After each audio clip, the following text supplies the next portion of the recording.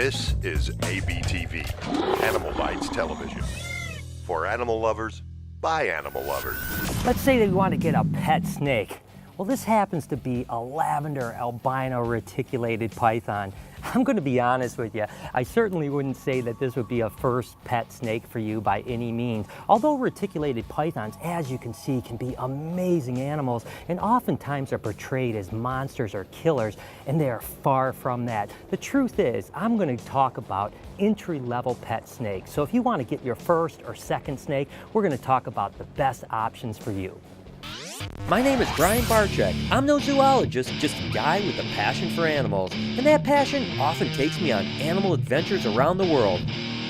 This week I'll be talking about what the best pet snakes are.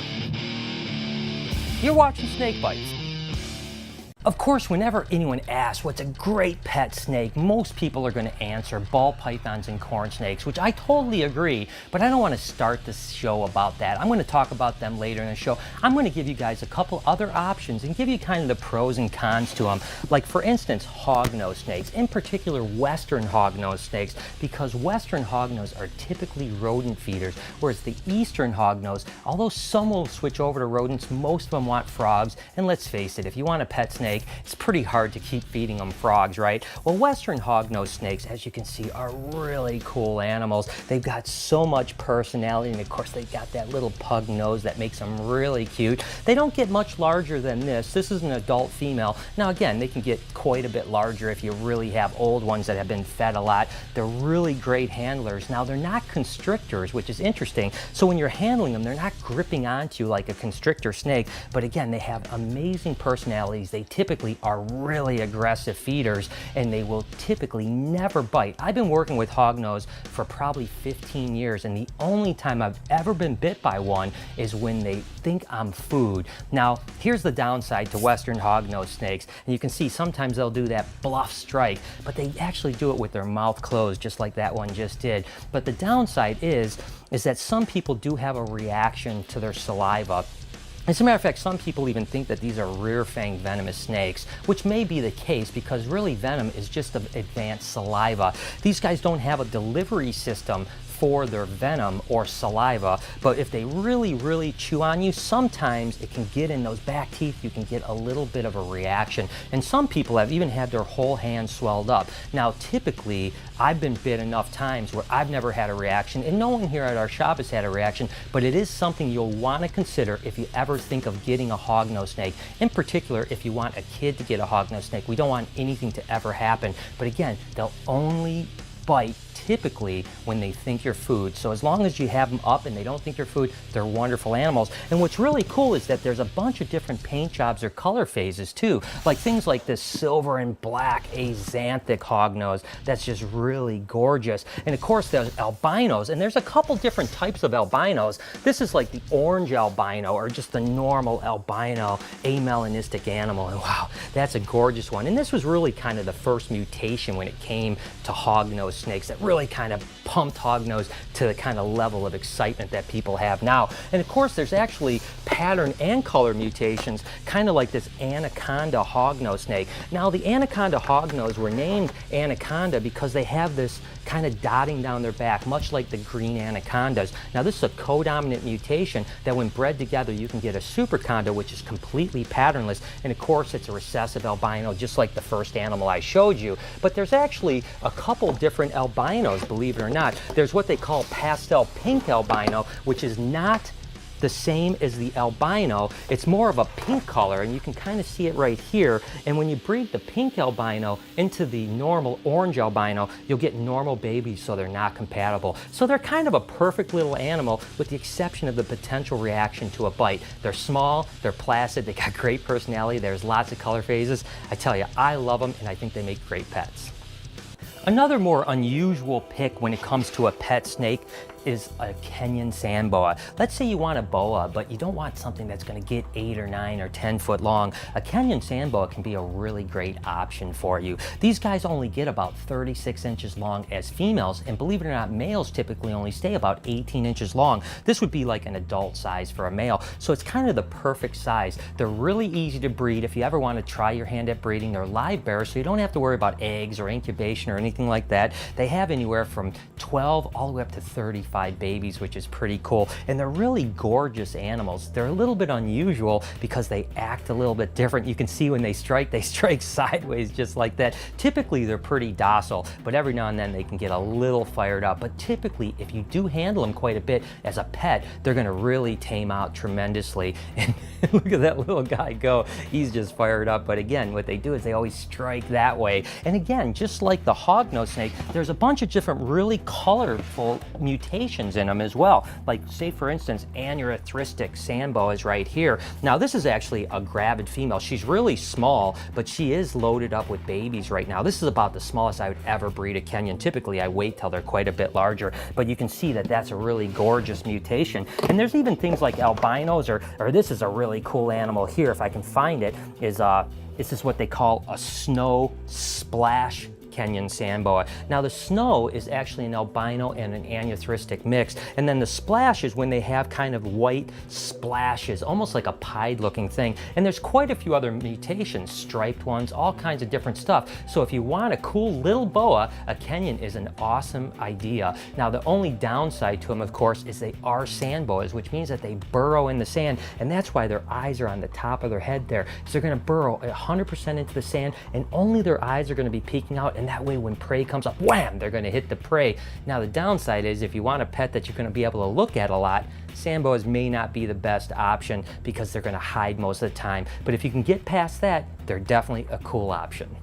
So another really cool option when it comes to a pet snake that you really don't see very often are house snakes, the African house snakes. Now I did an entire show on African house snakes a few weeks back. That is really awesome. So if you haven't seen it, go back and check it out. Trust me, these are some really cool snakes. And I always say with that little face, they look like miniature pythons, right? So if you want a snake that only gets this big, super easy to care for, as you can see, really placid, this is a great option. I tell you what, I think these are one of the most underrated snakes in the hobby, in my opinion, just because they're such great personalities and they're super, super easy to care for. So you don't have to be an advanced keeper to really do well with these snakes. Now, the only thing you're gonna want is to make sure when you get a baby house snake that it's eating well on frozen or live pinkies, preferably frozen pinkies, because they're the easiest to feed, because they can be a little bit finicky when they're babies, but once they get eating, man, these guys are just monsters and they grow like crazy. And of course there's really cool mutations of them, just like I highlighted in that house snake show, things like these albinos. I mean, just look at the pattern and the color in that animal. And of course my good friends Warren and Nicole Klein from Bushveld Reptiles are bringing some really cool house snakes into America pretty soon. So there's going to be all kinds of cool mutations that you're going to be able to get from those guys. I know I'm going to be on their customer list. So when it comes to a cool little snake, a house snake is certainly a great option. I tell you, when I was a little kid, I used to go out in the woods and collect garter snakes. That's what we had in Michigan, and that's what I was excited about. So garter snakes have always had kind of a special spot in my heart because these were the first snakes that I really had hands-on experience with. So if you're looking for a pet snake, I tell you what, there's not much better than a garter snake, to be totally honest with you. You know, yeah, they don't get all the glamour of the pythons and the boas, but they have amazing personalities. You can see they're so placid. As a matter of fact, a lot of times you can just be holding a garter snake like this and have a fish or a worm in your hand and they'll take it right out of your hand, but not in a striking way. They'll just kind of eat it. I mean, they are amazing animals, and oftentimes people don't give them the credit that they have. And there's all kinds of species. This happens to be a checkered garter snake, and of course with the checkers there's several mutations that are pretty cool. Things even like these albinos, which are really striking with that yellow and almost purplish hue. I mean, these are really, really cool. And then of course there's like the radix or the plains garter snakes, and look at these guys here. This is an albino, and take a look at that monkey there. She is swollen up with babies, and that's one of the things that's really cool about garter snakes too, is if you decide to breed them, they have live young. Something like a Great Plains like this is going to have probably 18 or 20 babies. Believe it or not, with the checkered garter snakes, I've had 35 babies in a litter. And this is the crazy thing about breeding them. They'll actually double clutch in a year. It's the only live-bearing snake that really can have 2 litters that I'm aware of. So garter snakes are really cool. And the other advantage to them is the fact that, let's say you want a snake, but you're really against feeding rodents. You know, I love rodents as much as anybody. So let's say that that's the case. These guys can actually eat fish and worms. And they can survive pretty well on that. You have to be careful what type of fish sometimes because some of the issues with it. You can literally raise a garter snake its entire life without ever feeding it a rodent, which is really cool for the people that are opposed to feeding mammals to snakes. So garter snakes, tell you what, so underrated and so awesome. Let's say you want to graduate up to something a little bit larger and you're really a boa fan, but you know, when you're first keeping snakes, a boa constrictor can be a little bit intimidating because, you know, they can get 8 or even sometimes 10 foot long in extreme cases. A Brazilian rainbow boa might be a great option for you, or even a Colombian rainbow, but the Brazilians are definitely much more gorgeous with that red and unbelievable pattern and that iridescence that makes them so beautiful. They're really a great animal. This is an adult female here, so certainly an animal that's large enough to be impressive, but not so large that one person can't handle it, and you're certainly never in danger with something like this. The worst that's going to happen is an accidental bite, which is going to just bleed a little bit, and it's no big deal. I've been bit a million times by rainbow boas just by accident, and it's not a big deal at all. So this is a great option for someone that wants to kind of take that step, and maybe the next snake you get is a bigger boa constrictor or something like that. Now, the only downside to Brazilian rainbow boas is that I don't really think that new beginner people should probably own these guys. You just need a little bit of experience, and I'll tell you why. Is because these can dehydrate really, really quickly, especially a baby. If it's not 50 to 60+% humidity, within a day or two, it can actually completely dehydrate, even if there's a fresh bowl of water in the cage. And if you're not kind of experienced with reptiles, you won't really see the signs, which are typically crinkly eyes, the skin starts to get a little bit more loose, and with Brazilian rainbows, they can go from being healthy to dehydrated and actually perish within 2 or 3 days, where most snakes, it might take 2 or 3 months to get to that stage. So I always say Brazilian rainbows are awesome animals, but I'd like to see you have a little bit of experience before you take the plunge into something like a rainbow boa.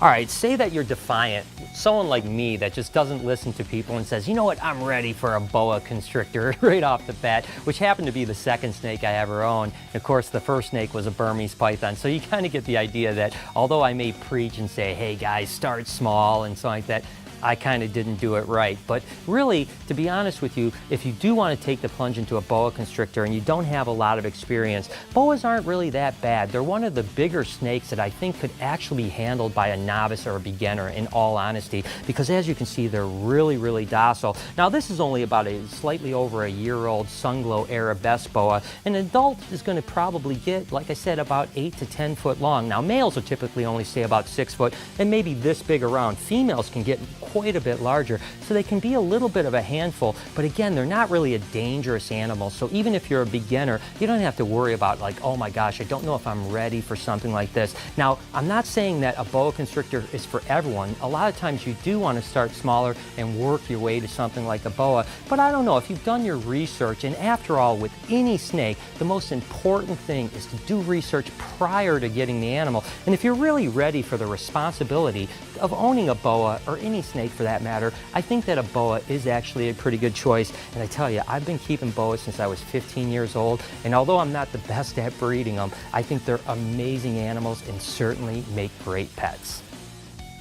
All right, so as promised, I go back to ball pythons and corn snakes, which are certainly the most common answer for the best pet snakes. And it's really true. Ball pythons and corn snakes, although they're very different snakes, are probably the 2 best beginner snakes. And even when you start keeping snakes for a long period of time, they're still really awesome animals to keep. And the reason a ball python is such a great animal is several different things. They're sizable, but yet they're not too big. This is an adult female Mojave here, and that's all they get right there, you know. So they're big enough to where they're impressive, but they're not so big that they're scary. And they're just a really cool snake. Now, as a beginner, one of the things I hear a lot is the fact that snakes move kind of quick and it's kind of a little bit intimidating. Well, ball pythons, as you can see, they don't move hardly at all. I mean, they'll just kind of sit on you. You can watch TV and sit them on your lap, and they're just going to hang out. As a matter of fact, a lot of people call them the best pet rock snake. And I don't really like that term very much because I think they have a lot of great personality. They're certainly far from a pet rock. I've done a ton of shows on the color morphs or paint jobs of ball pythons, so I'm not going to bore you with a ton of that, but there are certainly some amazing, amazing paint jobs. Something like this bumblebee banana. I mean, you can pretty much pick almost any color or pattern under the sun. And now ball pythons have gotten relatively inexpensive, which makes it really cool because you can almost get any of these mutations relatively affordable. So I can certainly see why people think that ball pythons are the king of pet snakes, because they really truly are. Certainly for the last 20 plus years, when you ask people what the best snake is, a corn snake is certainly going to be in the top 2 or 3 answers that they're going to give you. Now, there's a lot of good reasons for that. As you can see, they're extremely beautiful animals, and they're very, very placid as well. Typically, if you handle a pet corn snake for any length of time, it's going to become completely puppy dog tame. They also are readily easy to feed and to breed if you ever decide to take that step. And the one thing that's amazing about them is how polymorphic they are. Over the last 20 plus years in herpetoculture, people have just been breeding amazing color mutations and paint jobs into these guys. There's probably 200 or 300 mutation corn snakes, from yellow to red to even a purplish hues, blacks and grays, really beautiful colors and patterns, and they're all extremely affordable. That's one of the reasons why corn snakes make such great pets, is because you can buy them pretty inexpensive and get one of the most coolest designer snakes and not break the bank. But at the same time, for someone like me that's been working with snakes for close to 30 years, they still pose a tremendous amount of challenges and interest to me. I love working with corn snakes. So there you kind of have it. Some kind of unusual snakes and some of the more common snakes that we would say are cool pet snakes. So whether you're an advanced keeper or a first-time snake owner, I hope you've taken a little bit out of this. But the show's not over yet. I recently saw a pretty funny video with a couple guys that were doing things in reverse and then changing it to forward and seeing how close they could actually get it to resemble actually doing things forward. So I decided to put a few of my crew members to the test with some of the things that they do pretty much every day, but this time in reverse, and see how funny it is.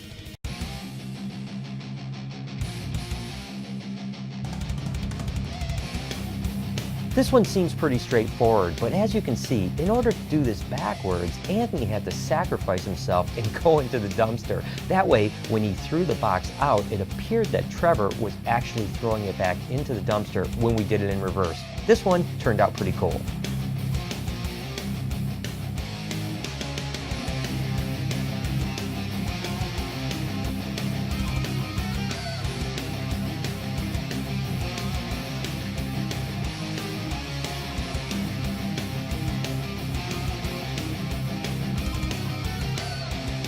I tell you what, I think Rachel did a fantastic job of cleaning cages in reverse. If it wasn't for a few unusual movements of the cart, the stiff paper, and a few little things like the snake moving kind of weird, I would literally think that this was completely normal. How about sweeping the floor in reverse? The only thing that really gave this one away was that we were using the vacuum in reverse to blow the hay instead of pushing it. And of course, the way that the hay kind of magically jumped up into the dustpan, that was a pretty good giveaway. Trust me, these are a lot harder than you think. Give it a try, upload a video, and tag SnakeBytesTV on Facebook. I'll make sure to post my favorite ones. So I hope you guys learned some things about some cool pet snakes and had a little laugh at my crew at the meantime. And as always, I was Facebooking and tweeting my way through it. So make sure to follow me over at SnakeBytesTV and on Instagram at SnakeBytes.tv. Until next week, you've been watching Snake Bites. Hi, I'm Peter Birch, an Aussie bloke who loves wildlife. My respect for nature started when I was a young boy in rural New South Wales. Since then, it's exploded into an obsession. New episodes only on AnimalBytesTV.